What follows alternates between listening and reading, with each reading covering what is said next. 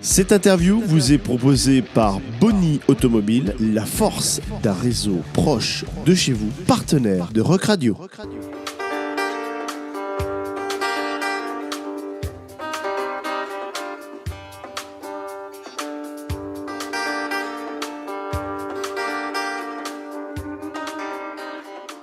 Corinne, bonjour. Bonjour. Alors on va tout connaître sur votre vie de supportrice. Depuis combien de temps êtes-vous une fan inconditionnelle de l'ASM ?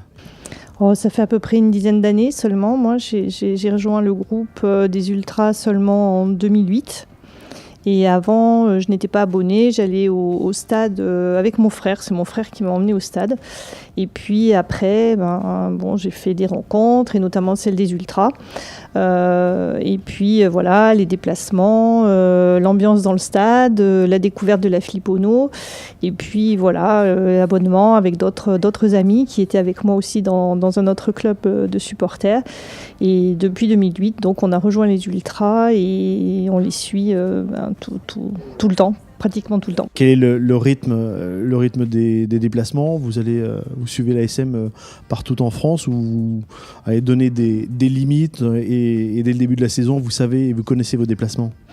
Alors ça dépend des horaires des matchs, bien sûr. Comme tout le monde, on est un petit peu déçus quand les matchs sont le dimanche soir à 21h. Là, ceux-ci sont en général annulés. Quelquefois, on les fait avec les Ultras en bus. Si le bus ne se fait pas...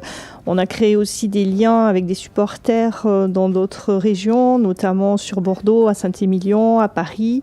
Ça, c'est des déplacements qu'on fait systématiquement, même s'il n'y a pas de déplacement avec notre club. Et puis, on essaie effectivement de privilégier les déplacements avec les vacances aussi, notamment sur le sud-ouest. Et on a des amis bayonnais. Dans ces cas-là, ça fait aussi objet de vacances. Comme ça, on allie les deux passions, les vacances, qui est une bonne chose, et puis les déplacements en même temps. Quels sont vos meilleurs souvenirs ? Le Stade de France, bien sûr, avec quelque chose qui ressemble à un petit ou un gros morceau de bois, selon si on est près ou loin. Et puis sinon, il y a des stades où on adore aller, c'est Bayonne, parce qu'il y a une ambiance avec les chants, etc., qui font qu'on est transporté. Après, je pense que quand on a la foi, même si des jours on est un petit peu fatigué, sinon déçu, la semaine suivante ça repart, et puis on veut soutenir notre équipe. Membre de la Yellow Army, comment est perçue cette Yellow Army à travers l'Europe et en France ?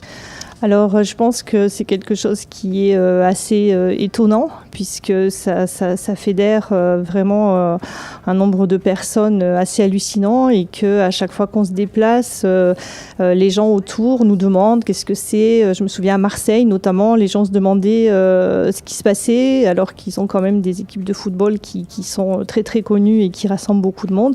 Mais le fait de faire ces défilés et de se rassembler à des endroits sans qu'il y ait d'incidents, qu'il y ait les marches pour aller jusqu'au stade, je pense que c'est quelque chose effectivement qui est complètement exceptionnel et hallucinant, et encore une fois sans débordement, avec un esprit rugby qui se maintient.